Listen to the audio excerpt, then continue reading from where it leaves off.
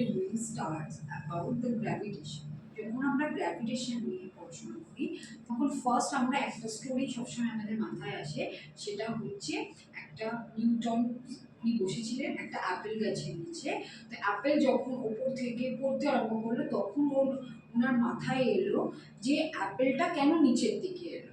তো সেখান থেকে একটা গ্র্যাভিটেশনাল ফোর্সের একটা ধারণা পাওয়া গেছিল যে হঠাৎ করে অ্যাপেলটা নিচের দিকেই কেন এলো।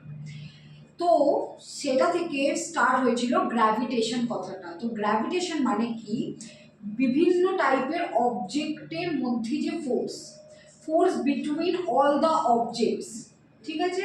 তো সেখান থেকে উনি একটা ল দিয়েছিলেন, সেই লটার নাম ছিল গ্র্যাভিটেশনাল ফোর্স, নিউটনস গ্র্যাভিটেশনাল ল। সেই লতে বলেছিলেন every particle in the universe attracts every other particles with a force which is proportional to the product of their masses and inversely proportional to square of distance between them। মানে একটা force কাজ করে দুটো, ধরো এখানে দুটো object আছে, একজনের যদি m1 মাস ধরি, একজনের যদি m2 মাস ধরি, এদের দুজনের মধ্যে ডিস্টেন্সটা যদি r ধরি, তাহলে এই দুটো অবজেক্টের মধ্যে যে ফোর্সটা, সেই ফোর্সটা always proportional to their product of their masses and inversely proportional to distance between them, means r square। okay, so আমি এখানে একটু মুছে দিচ্ছি একটু ডেরিভেশনটা বোঝাচ্ছি। তো আমরা কি পেলাম, আমরা পেলাম হচ্ছে f proportional to m1 m2 by r square। এখান থেকে আমি লিখতে পারি g, this is the gravitational constant, এটা অলওয়েজ কনস্ট্যান্ট এভরিওয়্যার, যে কোনো জায়গায় এটা অলওয়েজ কনস্ট্যান্ট থাকে, সেটা থেকে m1 m2 by r square, এটাই উনি এই লটা দিয়েছিলেন। এরপরে জি কি, জি হচ্ছে গ্র্যাভিটেশনাল কনস্ট্যান্ট, আর এই জি এর একটা এক্সাক্ট ভ্যালু থাকে। জি এর এক্সাক্ট ভ্যালুটা হচ্ছে g equals to 6.67 into 10 to the power minus 11 Newton meter square per kg square। এবার আমরা একটু ডেরিভেশনটা করে, এখানে ডেরিভেশনটা করব যে কিভাবে ডিরাইভ করা যাচ্ছে যে ইউনিটটা জি এর যে ভ্যালুটা, ইউনিটটা কি সেটাকে আমরা একটু ডিরাইভ করব। এফ আমরা জানি নিউটন, m1 m2 জানি হচ্ছে kg into kg, that is kg square, and r হচ্ছে এম স্কোয়ার। এখান থেকেই আমরা বলতে পারি যে জি এর ইউনিটটা হচ্ছে newton metre square by kg square. This is the unit of G, যেটা হচ্ছে কনস্ট্যান্ট গ্র্যাভিটেশনাল কনস্ট্যান্ট, যেটার ভ্যালু প্রত্যেকটা জায়গায় সেম থাকে। আচ্ছা, এরপরে যে টপিকটা আমি পড়াবো সেটা হচ্ছে acceleration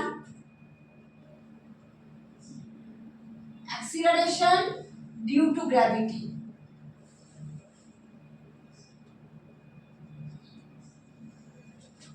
acceleration due to gravity মানে কেমন কি, ধরো একটা অবজেক্ট নিচের দিকে পড়ছে, তার মানে অবজেক্টটার একটা মাস ধরে নিলাম স্মল এম, আর নিচের দিকে যে অ্যাক্সিলারেশনটা আমি সাপোজ এখন আমি এই ধরছি। তো আমরা জানি অ্যাকর্ডিং টু যে gravitational law, F equals to capital G m1 m2, ধরো আর্থের মাস ধরছি এম, ক্যাপিটাল এম, তাহলে এম ক্যাপিটাল এম, আর এদের মধ্যে ডিস্টেন্সটা ধরে নিচ্ছি capital R, so R square. Okay, so now আরেকটা আমি জানি নিউটনের second law, F equals to m a. এটাকে দুটোকে যদি আমি ইকুয়ালি ক্যালকুলেট করি ফোর্সটাকে, তাহলে আমি বলতে পারি G small m capital M by R square equals to m a. এখান থেকে আমি যদি এম এম কাট করি তাহলে বলতে পারি a equals to G M by R square. তো আমরা দেখবে বইতে এটাকে জি বলে রিপ্রেজেন্ট করা হয়, দ্যাট ইজ স্মল জি বলে রিপ্রেজেন্ট করা হয়। This is the acceleration due to the gravity. এর ভ্যালুটাও আমরা ক্যালকুলেট করি, এর ভ্যালুটাও আমরা যেটা পাই that is the near about 9.8 metre per second square. অনেক অনেক সময় আমরা এটাকে 10 metre per second square equals এটা ভাবেও ধরে আমরা অনেক কোয়েশ্চেন্স ক্যালকুলেট করি। হলো, এই জিটা কিন্তু কোনোভাবে ফিক্স না, বিভিন্ন জায়গায় বিভিন্ন ভ্যালু আসতে পারে। ঠিক আছে, এবারে আমি তোমাদের একটু ইম্পর্টেন্স অফ গ্র্যাভিটেশনাল ফোর্সের কথা বলি। গ্র্যাভিটেশন মানে আমি বারবার বলছি, ধরো দুটো অবজেক্ট আছে, তাদের মধ্যে যে ফোর্সটা, এটাকে গ্র্যাভিটেশন বলছি, যে একটা ফোর্স অফ অ্যাট্রাকশন। এবার কি, ধরো আমি যতটা গ্র্যাভিটেশনাল ফোর্স আর্থকে দিচ্ছি, আর্থ ধরো সেম কি গ্র্যাভিটেশনাল ফোর্স আমাকে দিচ্ছে, যে এই ফোর্সটা কি ইকুয়াল কখনো হতে পারে?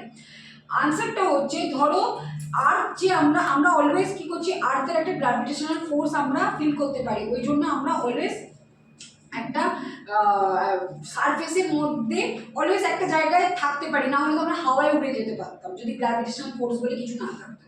কিন্তু আর্থ যতটা আমাদের গ্র্যাভিটেশনাল ফোর্স দিচ্ছে, সেম গ্র্যাভিটেশনাল ফোর্স কিন্তু আমরাও আর্থকে দিচ্ছি। ধরো একটা আর্থ আছে আর এখানে একটা অ্যাপেল আছে, তো আর্থ যতটা গ্র্যাভিটেশনাল ফোর্স দিয়ে অ্যাপেলটাকে নিজের দিকে টানছে, অ্যাপেলও কিন্তু আর্থকে সেম দিকেই টানছে।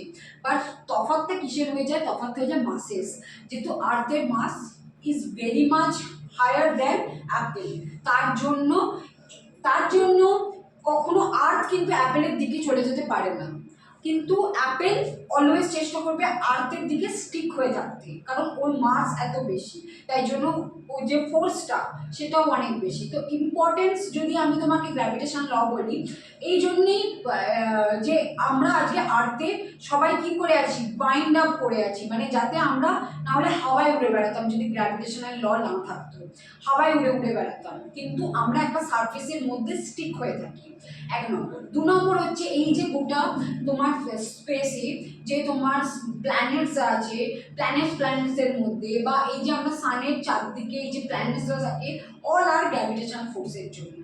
আবার যদি আমি তোমাকে বলি যে মুনের জন্য, মুন আর আর্থের মধ্যে সেম, মুন আর আর্থের মধ্যে একটা গ্র্যাভিটেশনাল ল কাজ করে, কিন্তু কিছু কিছু টাইমে রাতের দিকে অনেক সময় দেখা যায় যে তোমার সমুদ্রের মধ্যে টাইলস দেখা গেছে।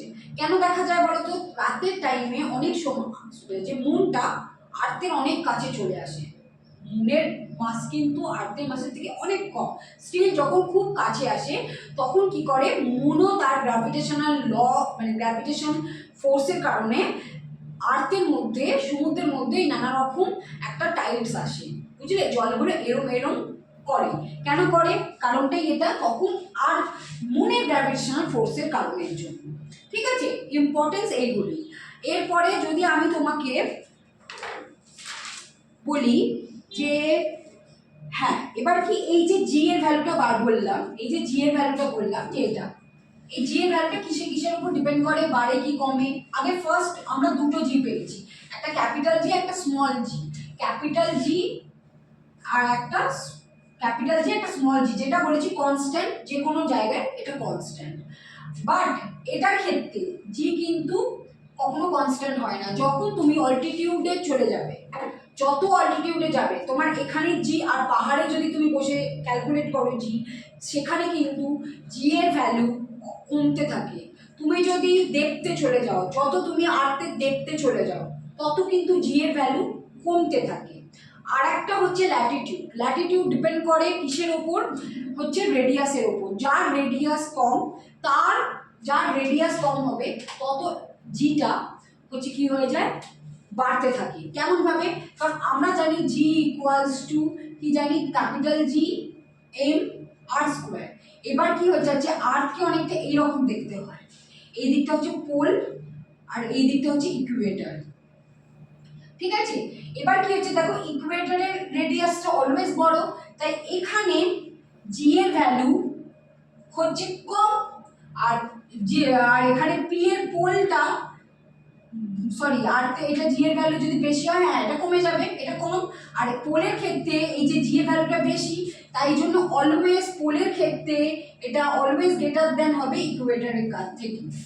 তো এইটা হচ্ছে এইভাবে ডিপেন্ড করে তিনটে জিনিসের উপর, একটা অল্টিটিউড, একটা ডেপথ, আর একটা হচ্ছে ল্যাটিটিউড। এই তিনটের উপর ডিপেন্ড করে হচ্ছে জি এর ভ্যালু।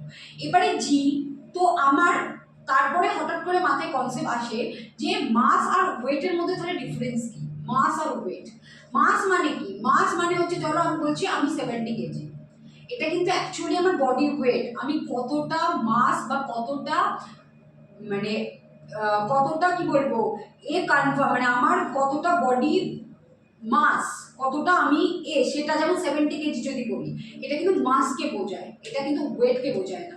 কেন? কারণ ওয়েট হচ্ছে একটা ফোর্স, সেটা কি হচ্ছে ডাব্লিউ ইকুয়াল টু এমজি। যদি মাসের সাথে তুমি তোমার এই অ্যাক্সিলারেশনকে মাল্টিপ্লাই করে দাও, তখনই চলে আসে হচ্ছে ওয়েট। ওয়েট হচ্ছে একটা ফোর্স, যে কতটা ফোর্স তোমার আর্থের সারফেসে আছে, এটা তুমি যদি মনে চলে যাও তাহলে অটোমেটিক্যালি 1/6 কমে যাবে। কারণ মুনের অ্যাক্সিলারেশন অলওয়েজ কি হয়, আর্থের থেকে 1/6 গুণ হয়। তার মানে তোমার এখানে যদি যদি আর্থে কারোর ওয়েট হয়ে থাকে হচ্ছে 600 নিউটন, আচ্ছা ওয়েটের ইউনিট হচ্ছে কিন্তু নিউটন, যদি হয়ে থাকে তাহলে মুনে গেলে তার ওয়েট হয়ে যাবে হচ্ছে 100 নিউটন, সেখানে ওয়েটটা কমে যায়। আর একটা কথা হচ্ছে সেটা হচ্ছে ফ্রি ফলিং। ফ্রি ফলিং জিনিসটা কি? কোনো জিনিস যখন পড়ছে সে ফ্রি ফলিং, কোনো জিনিস যখন ওপর থেকে নিচের দিকে পড়ছে, দ্যাট ইজ মিনস হচ্ছে ফ্রি ফল করছে। তো আমরা ফ্রি ফলিং এর কিছু ইকুয়েশন পড়ব, তার আগে আমি বলি যে কিছু ইকুয়েশন অলরেডি আমি মোশনে পড়ে এসেছি, জাস্ট অ্যাক্সিলারেশনটাকে আমরা চেঞ্জ করব, কনভার্ট করব জি দিয়ে। যদি আমি ইকুয়েশনগুলো লিখি,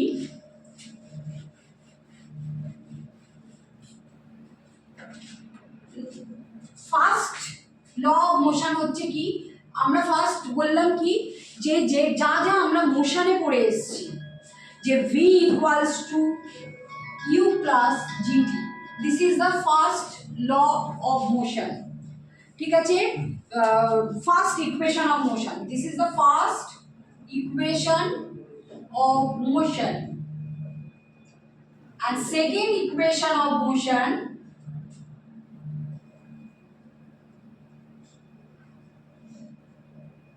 হলো কি v square minus u square equals to 2g's। আচ্ছা 2gx, এখানে s এর জায়গা আমি কনভার্ট করব h দিয়ে। h হচ্ছে height or distance between the object.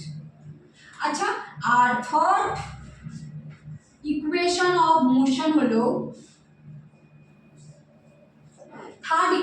Motion হলো তোমার h ইকুয়ালস টু, আচ্ছা সরি একটু ভুল বলেছি আমি, সেকেন্ডটা হচ্ছে এইটা, সেকেন্ডটা হলো h equals to ut plus half gt square, and third হচ্ছে v স্কোয়ার প্লাস 2gh। ওকে, তো এই ইকুয়েশনে আমরা হেল্প নিয়ে কিছু সামস করব। একটা সামস আমি একটু বলি। আচ্ছা, এখানে একটা ইম্পর্টেন্ট কথা বলি, এখানে জিটা নেগেটিভ পজিটিভ কখন ধরবে? জি মানে কি? জিটা আমি মানে হচ্ছে ফ্রি ফল হচ্ছে নিচের দিকে মানে গ্র্যাভিটেশনাল ফোর্স, তো ফোর্স নিচের দিকে, যখনই ডাউনওয়ার্ড হবে তখনই এটাকে আমি পজিটিভ দেবো, যখনই আপওয়ার্ড হবে এটাকে আমি নেগেটিভ দেবো। এইভাবেই আমরা সাম করবো। একটা সাম করি তাহলে একটু ক্লিয়ার হবে, আমি সামটা একটু লিখে দিই। আচ্ছা সবাই একটু প্লিজ নোট ডাউন করে নিও, আমি একটু সামটা বলে দিই।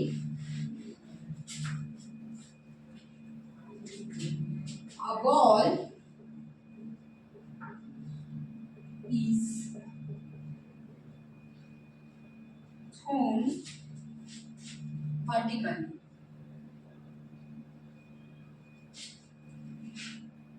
upwards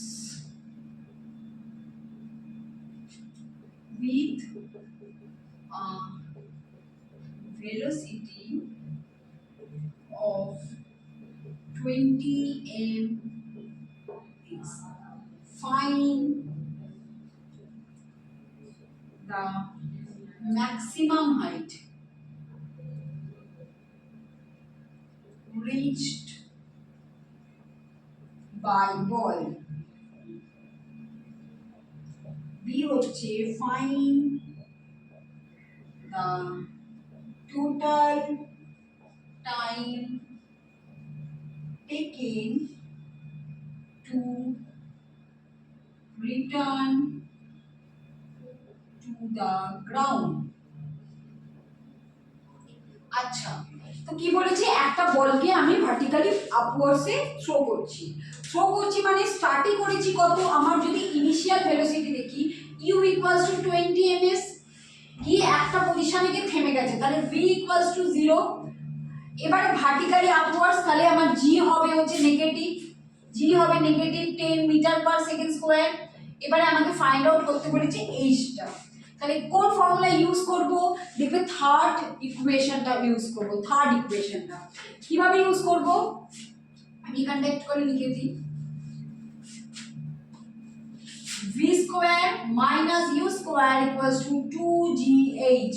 তো এখানে তুমি যদি বসাও যে v স্কয়ার 0 মাইনাস 20 স্কয়ার মানে 400, 2 into minus g into h, দেখবে ক্যালকুলেট করে h পাবে 20 মিটার, তাহলে ম্যাক্সিমাম হাইট হচ্ছে 20 metre. Find the total time taken to return the ground, total time যেটা হচ্ছে রিটার্ন করবে আবার যে গ্রাউন্ডে, কি করে বার করব, সেম এটা v equals to u plus dt, সব ভ্যালু বসিয়ে দাও, ডিটা বার করলে পেয়ে যাবে। এইটার আনসার কত বেরোলেও সেটা সবাই কমেন্ট করো, কমেন্টে লেখো, আমি অবশ্যই চেক করব। হোপ এতদূর অবধি তোমরা বুঝেছো যে ইনিশিয়াল মানে গ্র্যাভিটেশনাল যে কনসেপ্টটা, হোয়াট ইজ গ্র্যাভিটেশনাল ফোর্স, কিভাবে গ্র্যাভিটেশন আমাদের অ্যাকচুয়াল লাইফে কাজ করে, কিভাবে আর্থের সাথে সব কিছু অবজেক্ট, মুন বলো, প্ল্যানেটস বলো, all objects are connected because of the gravitation. তো সেটা হোপসো তোমরা একটু বুঝেছো। তো আমি আপাতত এই ভিডিওটা এত দূর অবধি করছি, নেক্সট ভিডিওতে আমি বাদবাকিটা কন্টিনিউ করবো। হোপসো তোমরা বুঝেছো। তো যদি বুঝে থাকো আর বা যদি কোনো জায়গায় কোনো সমস্যা থাকে তাহলে তোমরা প্লিজ মেসেজ করো আর কমেন্ট করো, ঠিক আছে? Thank you so much.